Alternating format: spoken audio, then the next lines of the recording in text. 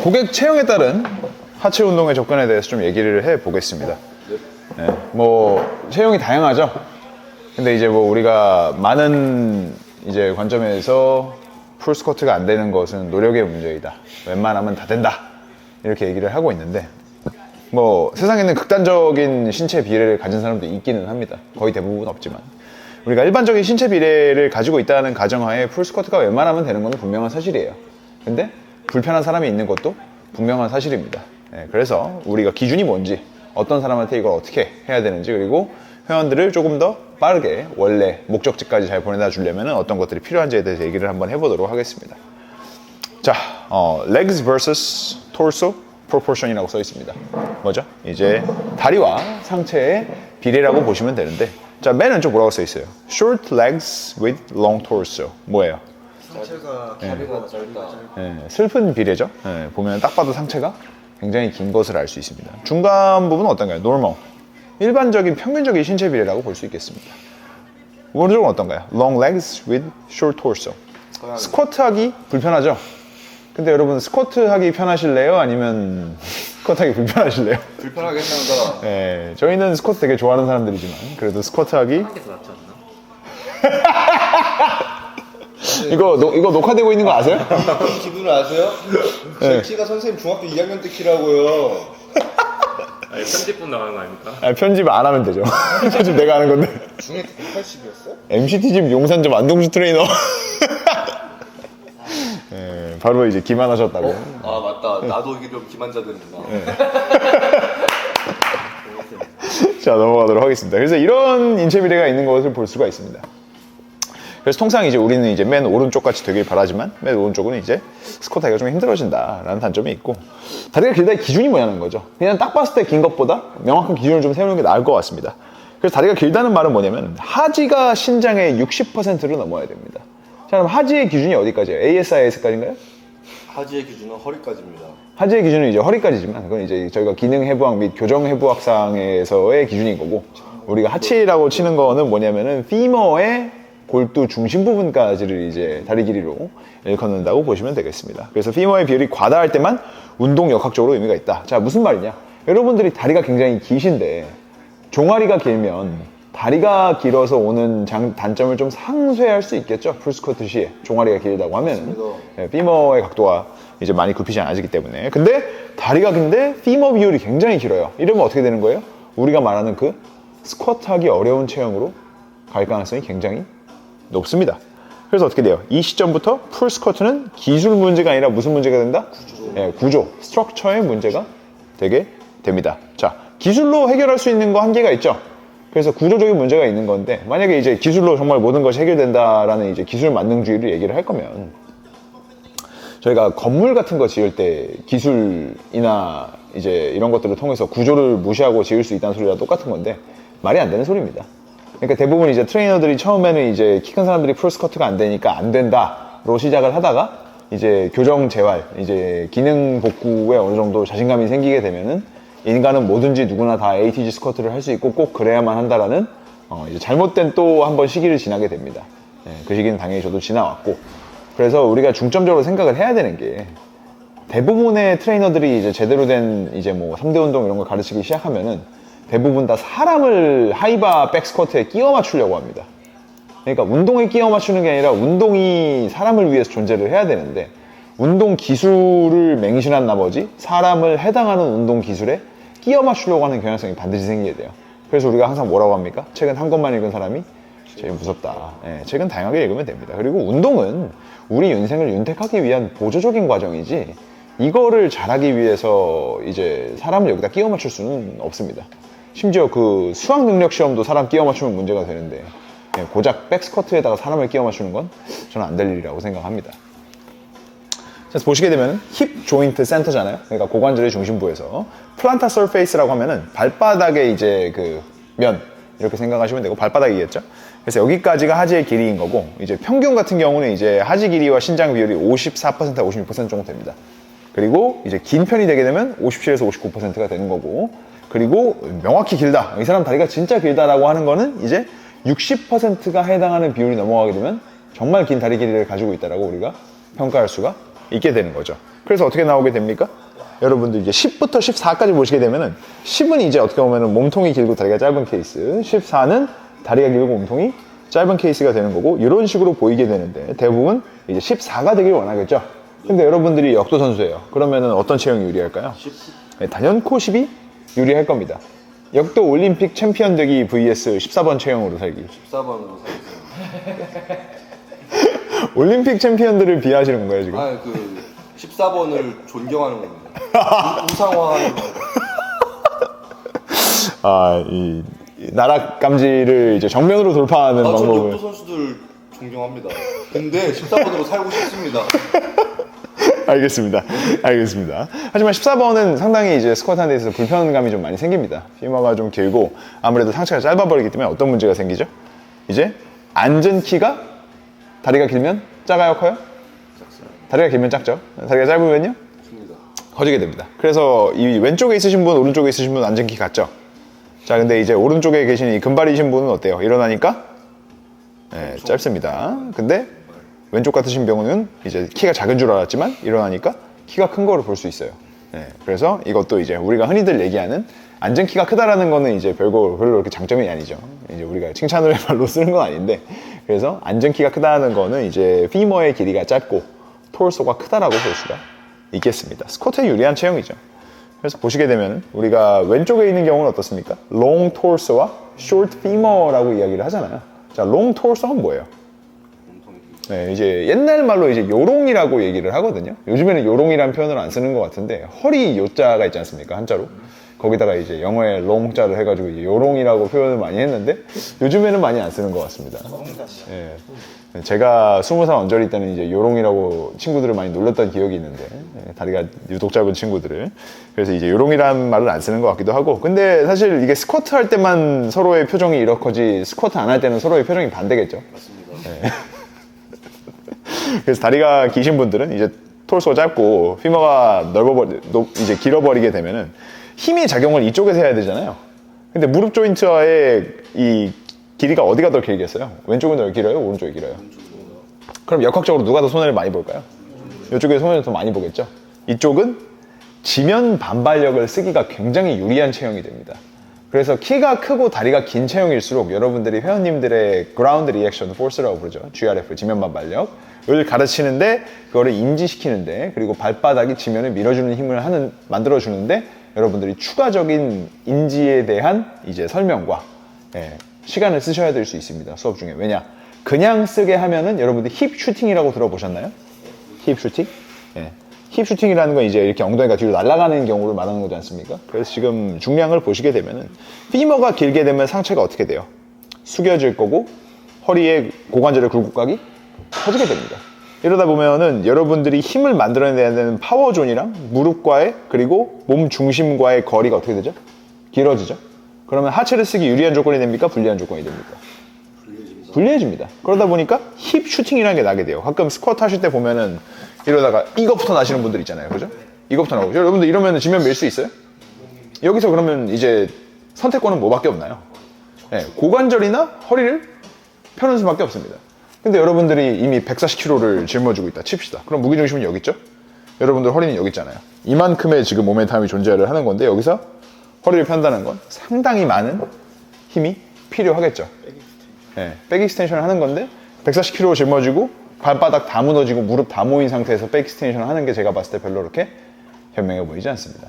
하지만 여러분들이 같은 방식으로 짧은 대퇴골을 지닌 분들을 가르치면 여러분들은 뭘 느끼게 되냐면 이 회원님은 시키는 거 굉장히 잘하네 라고 착각을 하게 됩니다. 시키는 걸 잘하시는 게 아니고 이분은 여러분들이 주문하는 것을 문제없이 하기에 굉장히 양호한 신체 상태를 가지고 계시는 거예요.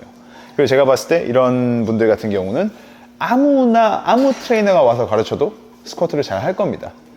생각해 보시면 어때요? 근데 우리가 실력 있는 트레이너라고 하는 거는 전자를 잘 가르치시는 분인가요? 후자를 잘 가르치시는 트레이너인가요? 전자겠죠. 앞에 있는 사람, 그러니까 피머가 길어서 스쿼트라는 동작에 우리가 일반적으로 바벨 하이바 백 스쿼트를 가르치는데 불리한 체형을 가진 사람을 하이바 백 스쿼트를 잘 만드는 것이 이제 우리가 실력 있는 트레이너라고 볼 수 있습니다.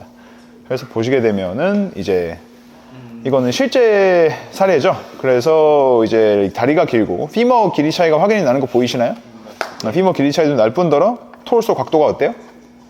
예, 다리가 긴 사람이 확연히 더 큰 각도를 만들게 되죠. 예, 굽힘이 더 큽니다. 그리고 짧은 이제 피머를 가지신 분들 같은 경우는 상체가 더 upright하게 설 수가 있습니다. 여러분 프론트 스쿼트 하면 하이바 백 스쿼트보다 하체 전면이 많이 참여가 되죠. 그게 왜 그런 건가요? 바벨이 로드가 걸린 위치가 허벅지 앞쪽을 잘 쓸 수밖에 없어서 그런 거 아니겠습니까? 근데 보세요. 여러분 지금 왼쪽에 계신 분이랑 오른쪽에 계신 분이랑 같은 정도의 다리 활성화를 만들 수 있을까요? 추가적인 다른 조치가 없다면? 없습니다. 전자는 누가 뭐래도 아무래도 힙 위주의 움직임을 할 수밖에 없을 겁니다. 상체가 많이 굽혀져 있고 고관절이 더 굽어짐으로 인해서 둔근이 스트레치가 더 많이 돼 있겠죠. 그리고 이쪽에 있으신 분은 어때요? 상체가 서 있으니까 그냥 지면 아래로 수직 저항만 주더라도 다리를 펴는 게 가장 효율적인 움직임이 되기 때문에 다리의 근육 발달이 훨씬 더 별 생각 안 하고 움직여도 더 좋을 겁니다. 그래서 이 점에 대해서 분명히 차이가 존재한다는 걸 여러분들이 알고 계셔야 돼요. 제가 오늘 여러분들한테 다리 길이 재는 법을 알려드린 이유가 뭐냐면은 여러분 핸드폰에 다 그 measure 어플 있잖아요. 한국 버전은 뭐라고 되어 있나요? 측정. 네, 측정 어플이 있지 않습니까? 그래서 그거를 이제 쓰셔가지고 회원님의 고관절, 중심부랑 발끝까지의 거리 측정을 한번 해보신 다음에 회원님 신장으로 그거를 한번 나눠보면은 이 사람의 비율이 몇 퍼센트가 된다라는 거를 아실 수가 있을 겁니다. 그럼 다시 한번 말씀을 드리는데, 자, 비율이 어때요? 이제 54에서 56% 정도를 차지하는 거는 평균입니다. 자, 그럼 짧은 다리는 뭐예요? 저것보다 아래. 그렇죠. 이것보다도 아래다. 뭐 48% 나온다. 그러면 어떻게 해야 돼요, 회원님한테? 조롱과 비난해야 되나요? 요런 넵. 회원님 요롱 아시나요? 혹시 요롱 이러면서. 네. 롱 하시네요. 요런. 네, 환불 당하고 싶지 않으시면 이제 그런 말은 지양하는 것이 낫겠죠. 네. 역도를 한번 꿈꿔보세요라고 제안을 드리고. 네, 거기서 이제 말을 예쁘게 하는 건 중요하기 때문에 회원님 지면 반발력의 신이다. 네, 지면 반발력의 엘리트다. 라는 표현이 있습니다. 지발시.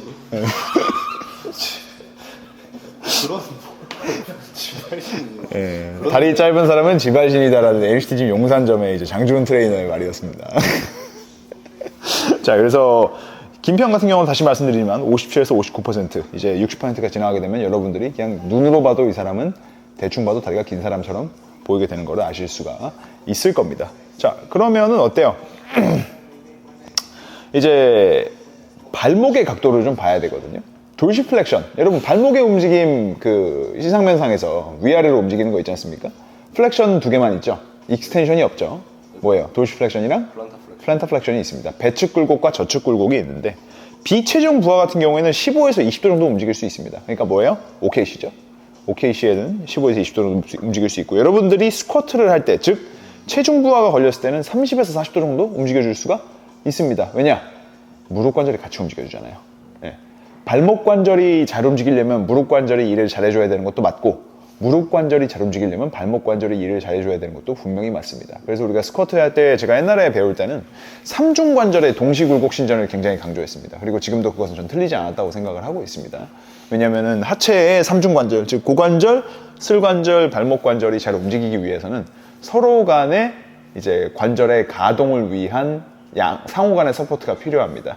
그래서 무릎 관절 기능은 안 좋은데 발목 관절 기능이 좋아요는 성립하지가 않는 말이다 라고 생각하시면 되고, 그리고 타고 올라가다 보면 결국 L1부터 혹은 이제 T12부터 장애공이 거기 붙어 있으니까 T12부터 골반까지의 이 구성과 근육의 장력 관계가 굉장히 중요하다. 즉 요추의 전만 상태를 안정적으로 유지하는 능력과 골반이 여러분들의 고관절 굴곡 각도에 따라서 지나치게 잘못된 방향으로 변화하지 않는 것이 굉장히 중요합니다.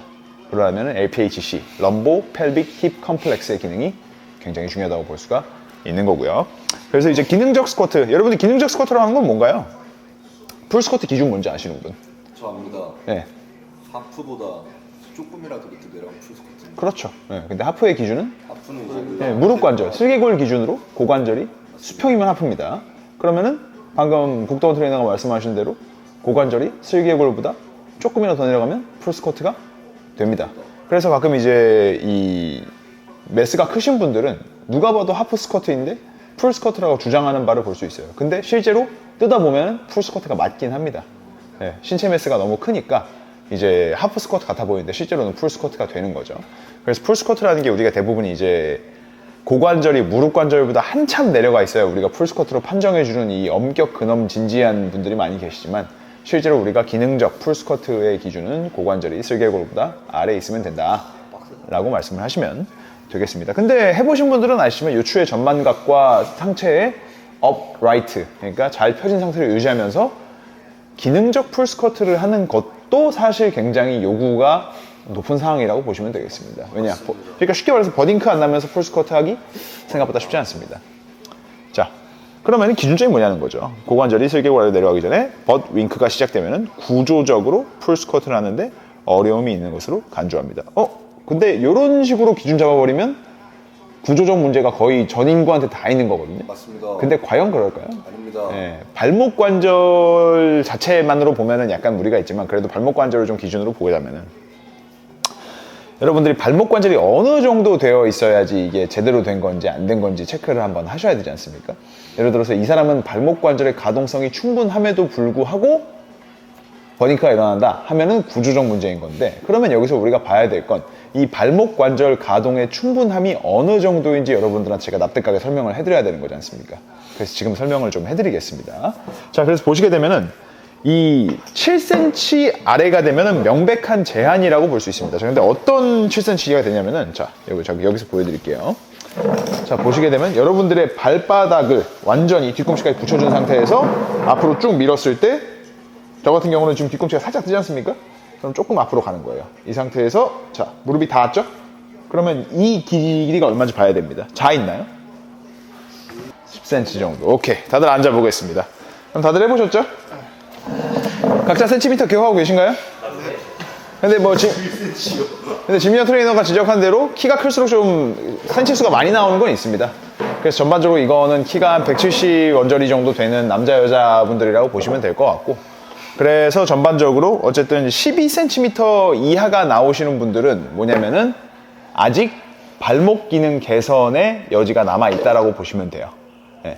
그래서 12cm 이상 나오시는 분들은 본인이 풀스쿼트가 안 된다고 하면은 발목의 기능이 제한되었다라기보다는 여러 가지 구조적 문제일 가능성이 훨씬 더 크다라고 보시면 됩니다. 그러니까 이 사람의 지금 발목의 가동 형태가 충분한지, 그리고 그렇지 않은지에 대해서 이 사람이 구조적인 문제를 가지고 있다 아니다를 판별할 수가 있는 거지 않습니까? 그리고 이런 명확한 기준이 있어야 구조적인 문제인지 아닌지를 판별할 수가 있습니다. 왜냐면 충분히 발목 가동성이 이미 나와서 더 이상 발목을 개선할 수 없는데 피머가 너무 긴 탓에 여전히 버딩크가 뜨는 사람한테 발목 가동성을 확보하려는 노력이 부족해서, 혹은 발목의 유연성이 부족해서 풀스쿼트가 안 된다라는 운동 처방을 내리게 되면 그건 잘못된 거라는 거죠.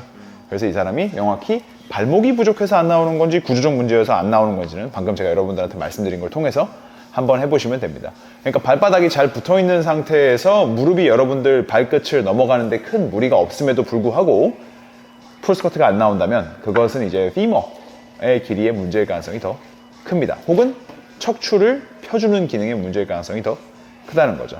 그리고 여러분 특징이 뭐 있어요? 척추를 펴는 힘이 부족한 사람들은 발목 가동성이 굉장히 제한됩니다. 그래서 제가 이건 매번 그 예로 드는 거지만, 허리를 한껏 말고 좁은 스탠스로 컨벤 하시는 분들 중에 종아리 근육이 굉장히 발달이 덜 돼 있는 분들이 계십니다. 이분들은 허리가 늘 말려있는 형태로 힘을 쓰는 패턴이 너무나도 익숙해져 있기 때문에 발목의 움직임이 상당히 제한되어 있습니다. 그거를 늘 보셔야 되고, 제가 뭐 여러분들 가끔 파워리프팅 하시는 분들 보면은 이제 요추 바사삭 데드리프트 하시면서 이거 라운드백이라고 구지구태여 우기시는 분들 있죠. 라운드백은 허리가 중립에 최대한 가까우면서 흉추 상부가 일부 말리는 걸 의미를 하는 거지, 골반 위쪽에 있는 뭐 L5부터 이미 엄청나게 말리고 있는데 달달달달달 떨면서 올라올 때 그거를 라운드백이라고 하는 게 아닙니다. 그거는 이제 다르게 말할 수 있습니다. 이제 자살 서커스 쇼, 나는 척추 2개 있다에 대한 선언, 이런 거라고 보시면 되는 거고, 그리고 이제 데드리프트 하실 때 특히 그 뒷다리 한껏 떨리시면서 올라오시는 분들 있잖아요. 그분들도 하체 근육의 참여가 굉장히 떨어지는 분들이라고 보시면 됩니다. 여러분들 스쿼트 하실 때 데드리프트 할 때처럼 뒷다리 떨리면 뭔가 문제가 있다고 생각할 거잖아요, 그죠? 근데 데드리프트는 사람들의 에고가 너무 강하기 때문에 다소간의 뒷다리 떨림이나 이런 것들이 그냥 데드리프트의 자연스러운 일부라고 생각하시는 분들이 있는데 어차피 데드리프트라는 게 그렇게 대단한 게 아니거든요. 그냥 하체 써서 혹은 상체랑 같이 해가지고 일어나는 건데 그거를 다리가 달달달달달 떨리는 거를 어떻게든 이제 운동을 잘못하는 게 아니라고 포장을 하려다 보니 온갖 이상한 궤변이 나오게 됩니다. 허리를 펴고 하체로 잘 밀고 있으면 데드리프트 다리 떨리지 않습니다. 저는 그래도 떨리는데 어떻게 해야 되나요? 중량이 너무 무거운 거겠죠. 아니면 요추 전만 유지에 실패했거나 요추 전만 유지 꼭 안 해도 되는데 허리 말려도 되는데요. 허리 말려도 됩니다. 하지만 저라면 180이나 200kg를 들고 허리를 말아서 골반 후방 경사 패턴을 만들고 그거를 반복하는 짓은 하지 않을 것 같습니다. 여러분들 부모님께 시킬 수 없는 운동은 본인도 하지 않으시는 것이 좋습니다. 저는 항상 늘 그걸 기준으로 봅니다. 내가 우리 부모님한테 이 운동 시킬 수 있나? 네, 그렇게 생각하시면 될 것 같고, 자, 고관절 깊이와 요추 중립 유지 여부인데, 이제 펠빅 포스테리어 틸트, 그러니까 그러니까 골반 후방 경사죠. 시작 지점이 이제 요추 중립이 깨어지는 시점이라고 보면 됩니다. 이 버딩크 굉장히 나쁜가요? 저는 뭐 그렇게까지 나쁘진 않다고 봅니다, 솔직히. 왜냐면은 제가 거듭 말씀드리지만 논문 찾는데 실패하긴 했는데 10만 번 정도 반복되면은 가소성 변화가 일어나가지고 요추의 전만이 유지가 안 된다고 하더라고요. 거기 이제 인대 조직이나 이 힘줄 조직, 허리 영역에 있는 것들이. 근데 제가 봤을 때 스쿼트 10만 번이나 할 사람은 많이 없을 것 같고, 그리고 다소간의 버딩크 같은 것들은 근육의 장력을 유지하는데 그렇게까지 큰 문제를 불러일으키지는 않습니다. 물론 없는 것이 제일 좋다는 것은 두말할 필요가 없는 것이고요. 그래서 고관절 스개골 아래로 내려가기 전에 버딩크가 시작되면 발목 또는 대퇴골 길이의 구조적 한계입니다. 발목 같은 경우는 저희가 어떤 정도가 제한 사항이 되는지 방금 체크를 해봤지 않습니까? 그죠? 네. 키가 클수록 수치가 많이 나오고 키가 작을수록 수치가 적게 나오는 경향은 있지만 어찌됐건 간에 일반인 기준으로는 약 12cm 이상 떨어져 있게 되면은 풀 스쿼트 하는데 큰 무리는 없다라는 것이 통계적으로 나왔다고 보시면 되겠습니다. 그래서 발목은 이제 방금 배운 검사를 통해서 충분히 가동성이 나오는지 체크를 하실 수가 있게 되는 거고요. 그럼 이제 그럼에도 안 나오는 건 뭐겠어요? 그냥 피머 길이가 너무 길다라고 보시면 되겠습니다. 그럼에도 불구하고 안 나오시는 분들은. 자, 그러면은 이제 뭐냐면 역도화 얘기를 좀 해볼 건데, 제가 얼마 전에 되게 좋은 인사이트를 받았거든요. 이제 역도화를 써야 되나 말아야 되나 저도 고민을 좀 많이 하다가 최근에 다시 한번 써보기 시작했습니다. 근데 누가 이거 가지고 이거 그냥 안경 같은 거라고 하더라고요. 그런 거잖아요. 우리가 특히나 운동 같은 경우는 아무래도 이제 고통과 이제 신체 단련적인 측면을 이제 수반을 하다 보니까 사람들이 무장비가 덕목이라고 생각하는 사람과 장비를 왜 안 쓰냐 멍청한 놈아 라고 생각하는 사람들로 나뉘게 되는데, 저는 이제 장비는 이제 안경 같은 거라고 생각합니다.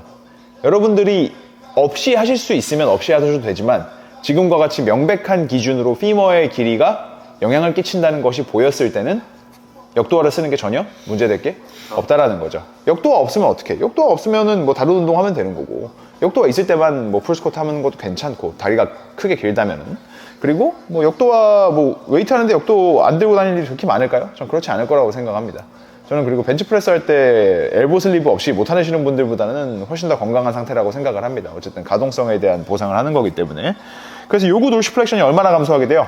5도에서 10도 정도 감소하게 됩니다. 이거 굉장히 높은 수치거든요. 굉장히 높은 수치입니다. 감소를 하게 되고, 그리고 TBR forward angle, 그러니까 뭐예요? 경골이 앞으로 나가는 비중이 굉장히 커지게 됩니다. 발목 가동성이 증가했다는 거예요? 증가하지 않았다는 거예요? 증가했다는 거죠? 그리고 무릎 전방 이동이 증가하게 됩니다. 자, 여러분 무릎 발끝 넘어가면 다치나요? 아닙니다. 다치지 않습니다. 다만 이제 내가 위에서 부하 없이 아까처럼 이제 저희가 발목 가동을 받지 않습니까? 그게 전혀 안 나오는 사람이 위에서 누르는 중량 때문에 강제로 나가게 되면 앞을 다칠 수 있습니다. 근데 여러분들이 맨몸으로 그것을 여러분들이 근육을 능동적으로 수축해서 만들 수 있는 거라면 문제 없습니다. 그게 맞습니다. 그리고 상체 각도 어때요? 5도에서 15도 더 수직으로 서게 됩니다. 수직 쓰게 되면은 그때 지면 반발력 쓰기가 유리해진다고 말씀드렸습니까? 불리해진다고 말씀드렸습니다. 수직으로 서게 되면 지면 반발력 쓰기가 유리해집니다. 즉 여러분들의 하체 근육의 참여가 훨씬 더 좋아진다는 거죠. 자, 그럼 반대로 생각을 해보겠습니다. 하체 근육의 참여가 되지 않은 상태에서의 스쿼트는 도대체 뭔 건가요? 하체 말고 뭔가로 민 거죠. 네. 저는 스쿼트의 패턴을 유니크하게 함으로 인해서 허리를 강화시키겠습니다. 뭐 나쁘지 않습니다. 본인이 뭘 하는지 알고 있고 목적이 명확하고 그거에 대한 결과가 어떻게 오는지 알고 있으면 사실 문제가 없는데, 문제는 뭐냐면 사람들이 자기가 현재 어떤 일을 하고 있는지 모르는데 문제를 발생시키는 게 가장 큰 문제이죠. 그리고 여러분들이 만나게 되시는 회원님들 중에 이러한 문제를 가지고 계신 체형을 가지고 있는 회원님들께서 자기가 뭘 하는지 모르면서 자기 몸을 망치고 있다면 여러분들은 그거를 잘 지도해 주실 의무가 있는 겁니다. 뭘로써? 네, 트레이너로서. 그리고 요추 굴곡 위험은 올라갑니까? 내려갑니까? 내려가죠? 요추 굴곡 마찬가지로 일어나도 큰 문제 없는 건 맞아요. 근데 안 일으킬 수 있다면 안 일으키는 게 저는 훨씬 더 나은 선택이라고 생각을 합니다. 그 다음에 쿼드 자극. 쿼드 어디죠? 대퇴 사두근이죠. 허벅지 전면. 자극 어떻게 되겠어요? 올라가죠. 무릎 관절의 굴곡 정도가 커지니까 지면을 밀어서 무릎 관절을 펴는 힘이 작용이 많이 된다 안 된다? 많이 될 수 있습니다. 그러다 보니까 자극이 올라가게 되고 결국 뭐예요? 지면을 미는 힘에서 무릎 관절을 신전시키는 CKC 힘이 제대로 작용을 할 때 여러분들의 쿼드가 제대로 된 발달을 하게 되는 거고, 여러분들 무릎 관절에 문제가 있다면 제대로 된 쿼드 발달이 있는지도 한번 체크를 해봐야 됩니다. 물론 내전근이나 중둔근도 체크를 해봐야 되지만 생각보다 쿼드 체크하시는 분들이 많이 없습니다. 엉덩이만 잘 쓰면 무릎이 안 아플 것이다라는 이제 엉덩이 만능주의에 빠져 있으신 분들이 많기 때문에 또 고관절 굴곡 패턴을 신봉하시는 분들도 많죠.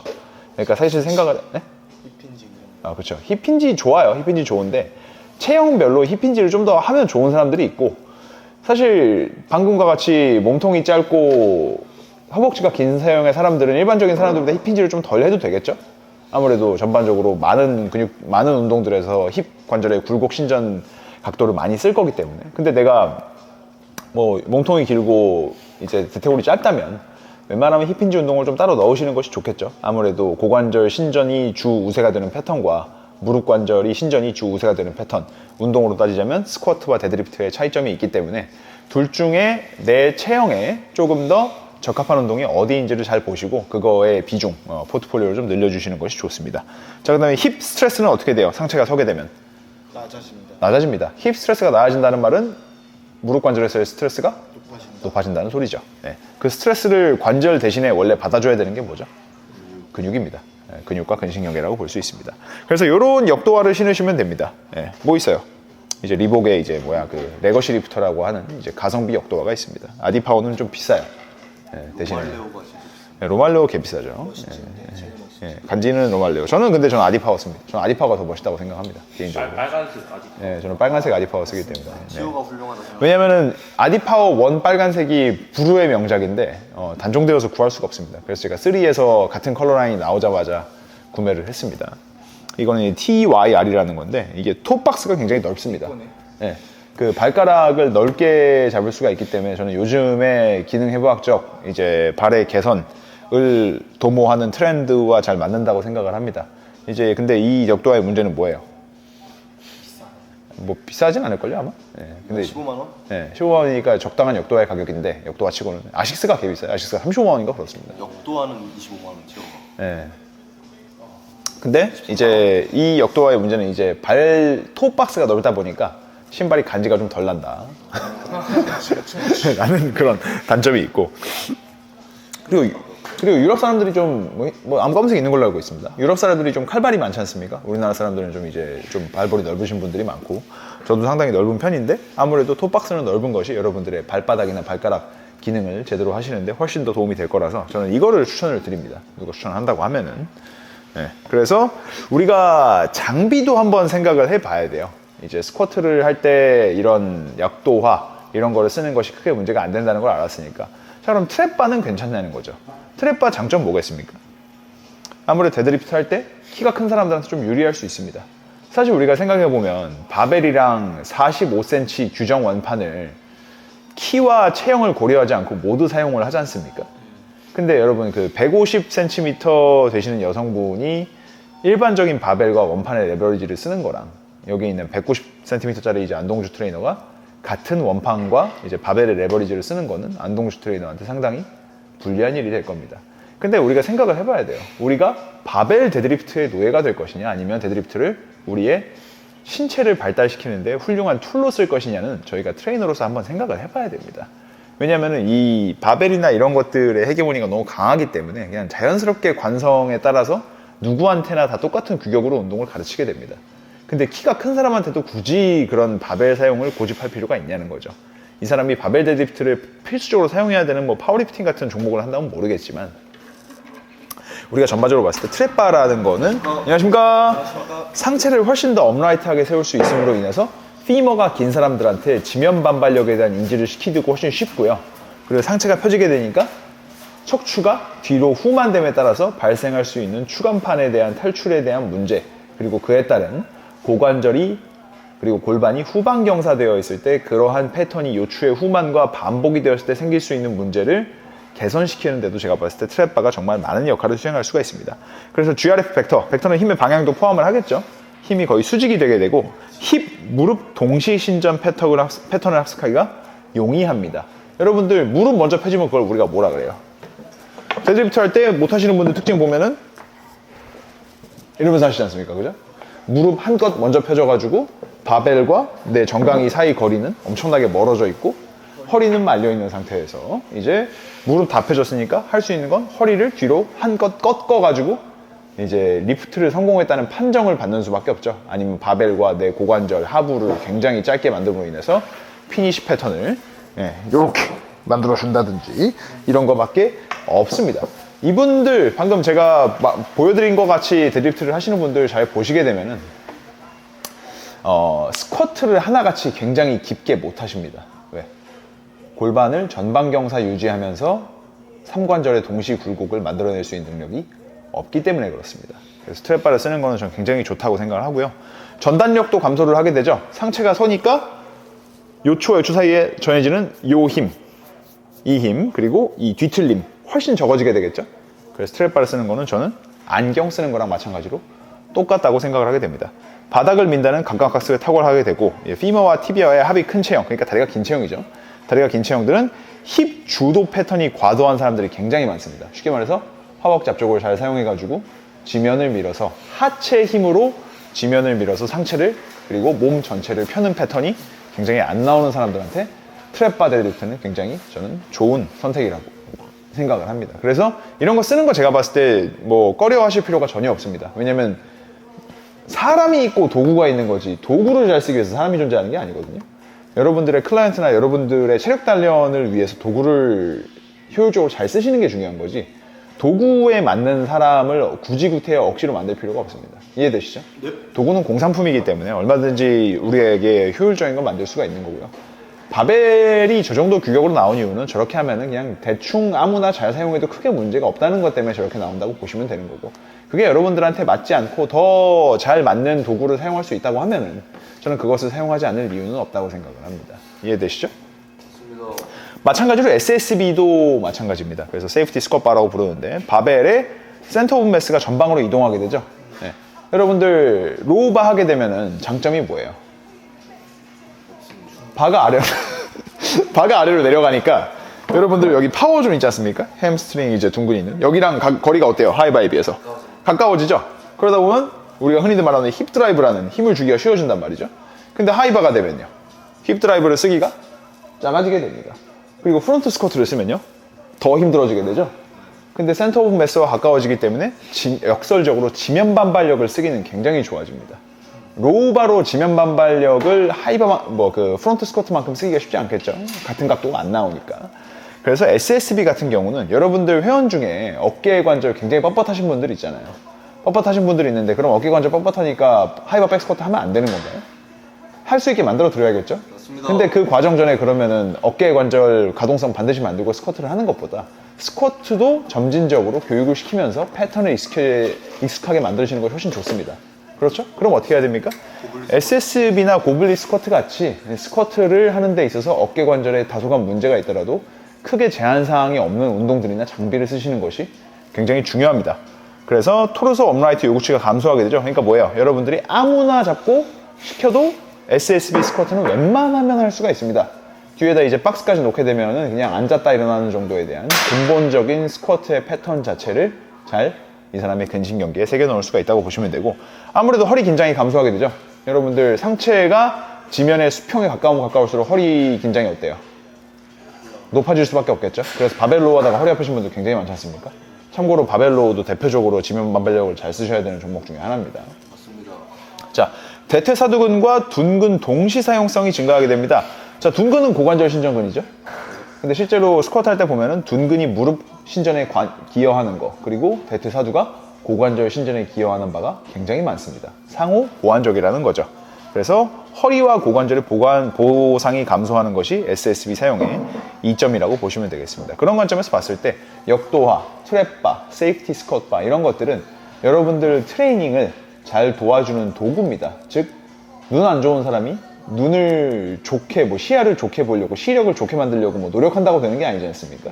마찬가지인 거예요. 제가 아까 말씀드렸던 발목 가동성에 제한이 없는 것이 아니라면 여러분들이 충분히 발목 가동성에 제한이 없는 것이 아님에도 불구하고 풀 스쿼트가 되지 않는다고 하면은 방금 말씀드린 이제 역도화나 SSB나 트랩바나 이런 것들의 도움을 받는 것은 결코 잘못된 것이 아니고, 그리고 여러분들이 이것을 쓸 때 그 회원분들한테 이러이러한 이유 때문에, 그리고 이러이러한 관계로 지금은 이걸 쓰시는 것이 훨씬 더 현명하고 올바른 선택이다라고 여러분들이 자신 있게 말씀하실 수가 있어야 되고, 그리고 이러한 것들이 필요한 상황에 왔을 때 여러분들이 명확하게 판단하실 수 있는 기준이 필요하다고 생각을 하기 때문에 제가 오늘 이 교육을 준비했다고 보시면 되겠습니다. 질문 있으십니까?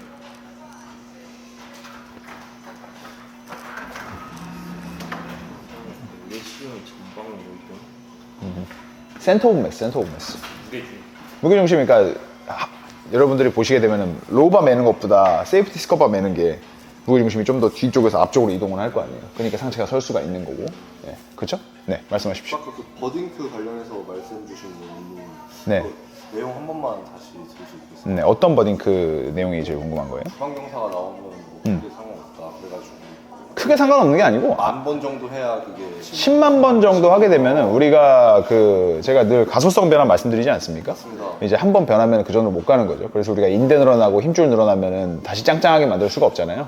그래서 여러분들 그 골반 보시게 되면은 사크로일리악 조인트 근처에 천골을 잡는, 그러니까 이렉터 스파인의 럼보럼 에어리어, 그러니까 척추 기립근의 그 요추 부분에 있는 근육들을 보시면은 끝단이 힘줄로 되어 있습니다. 맞습니다. 힘줄로 되어 있기 때문에, 그리고 사크로일리악 조인트 사이에 그 뼈와 뼈를 연결하는 리가멘트, 인대들 같은 경우도 끊임없이 변화를 겪게 되겠죠. 왜냐? SI 조인트 이렇게 움직일 수 있어요, 없어요? 있습니다. 움직일 수가 있기 때문에 그런 것들이 변화가 굉장히 많이 누적이 되게 되면 영구한 변화가 일어난다고 합니다. 그래서 요추의 전만을 유지하려고 하는 기본값을 유지하기가 힘들어질 수 있습니다. 왜냐하면 지금이야 저희가 젊고 건강하고 디폴트 값에 가까워서 여러분들이 보행을 하시면서 요추 전만을 유지하는 게 크게 어려운 일이 아니지만, 그렇게 요추 전만을 유지하는 구조적인 안정성을 제공해주는 힘줄이나 인대가 영구한 변화를 겪게 된다면은 여러분들이 그거를 나이가 들어서도 잘 할 수 있을지는 미지수인 거죠. 10만 번이라는 기준이 맨몸 기준입니까? 뭐 제가 봤을 때 맨몸과 여러 가지 그 부하도 포함되어 있던 실험으로 기억을 하고 있는데, 실제로는 제가 그 연구 자료를 맨날 찾으려고 하는데 못 찾았습니다. 제가 옛날에 읽었거든요. 그리고 그 10만 번이 어떤 기준으로 되었는지는 제가 명확하게 설명을 드릴 수는 없을 것 같습니다. 왜냐하면 제가 자료를 못 찾았기 때문에, 제가 그때 자료를 봤을 때 약 10만 번 정도이다 라고 본 걸 기억은 하고 있는데, 그래서 그 다음에 찾지 못해서 이제 그거에 대해서 명백하게 말씀을 드릴 수 없을 것 같습니다. 그 전에 10만 번 전에 네. 그 인대 관련 문제 말고 근육이나 여러 가지 네네. 문제가 다른 게 더 많이 발생될 것 같은데. 그래서 사실 별 상관 없다는 거예요. 그러니까 10만 번 문제 생기기 전에 말씀하신 대로 다른 문제가 생길 가능성이 더 높다고 생각하거든요. 그래서 물론 버딩크 자체는 여기서 명백하게 말씀을 드리자면 발바닥의 아치가 붕괴하는 거, 버딩크가 생기는 거, 그리고 발바닥에 약간의 4번 일어났다 다시 외번 일어나고 이런 것들이 괜찮습니다. 큰 문제 없거든요. 근데 그래서 있는 게 좋냐 없는 게 좋냐, 당연히 그런 변화는 안 생기는 게 낫죠. 발바닥 아치는 상시 살아있는 게 좋고요, 버딩크는 안 일어나는 게 좋은 거고요. 다만 여러분들이 그것 때문에 내가 수행 능력을 대폭 낮춰가지고 운동을 하는 것보다는 내가 지면 반발력을 제대로 유지하고 있다는 전제하에 그러한 패턴이 다소간 일어나는 것은 크게 신경 쓸 필요는 없는 시그널이다 정도로 이해를 하시면 될 것 같습니다. 내가 그거 160kg로 10번 할 수 있는 사람이 버딩크 진짜 하나도 안 만들겠다고 80kg로 3번 하는 건 너무 큰 손실이라고 저는 생각을 해서, 그런 점에서 여러분들이 잘 생각을 해주시면 될 것 같습니다. 아니면 딥 풀 스쿼트에 집착하지 않으시는 방법도 있습니다. 다른 질문 있으신가요? 그 로바를 네. 할 때 버딩크가 좀 적게 난다고 네. 하셨잖아요. 네, 아무래도 일단 깊이가 좀 얕고, 로우바를 저는 끝까지 안 주시는 분들은 굳이 로우바의 장점을 취하지 못한다고 생각을 해서, 그리고 로우바는 필연적으로 발목 가동이 좀 덜 하지 않습니까? 근데 발목 가동이 덜한 상태에서 더 앉겠다는 거는 고관절의 과굴곡 보상작용을 일으키겠다는 소리거든요. 그러면 고관절 과굴곡 보상작용을 일으키겠다는 소리는 허리에 후만을 만들어 버리겠다는 건데, 그러면은 이미 상체는 수평에 가까워진 상황에서 허리에 후만이 발생하고 골반의 후방경세가 보상 패턴 때문에 크게 발생하는 경우에는 요추의 후만인 상태에서 상체는 한없이 수평에 가깝고 내 허리에는 엄청난 전단력과 부하가 걸리고 있겠죠. 그리고 그거를 일어나려는 과정에서 대퇴사두근의 도움을 받기도 쉽지 않습니다. 왜? 고관절의 굴곡이 훨씬 더 큰 상태이기 때문에. 그래서 저는 로우바 가지고 ATG를 하려는 건 사실 별로 그렇게 로우바의 이점을 취할 수 없는 패턴이라고 생각을 하고 있습니다. 그럼 프론트 스쿼트 할 때 그럼 버딩크를 좀 많이 조심. 프론트 스쿼트 할 때는 버딩크 안 나는 게 좋겠죠. 거의 안 나야 되는 게 맞는 거겠죠, 사실. 근데 프론트 할 때 저는 버딩크 안 나면 깊게 안 내려가시던데요. 그런 분들은 역도가 쓰시면 됩니다. 예, 아까 말씀드린 대로 발목 가동성에 대해서 한 번 더 그 기준을 한번 잡아보시고, 내가 12cm 이상 나오는데 여전히 버딩크가 난다. 그러면 역도화 사용 고려하시는 건 전 전혀 나쁘지 않다고 생각합니다. 네. 다른 질문 있으신가요? 없으면 마무리하도록 하겠습니다. 고생하셨습니다.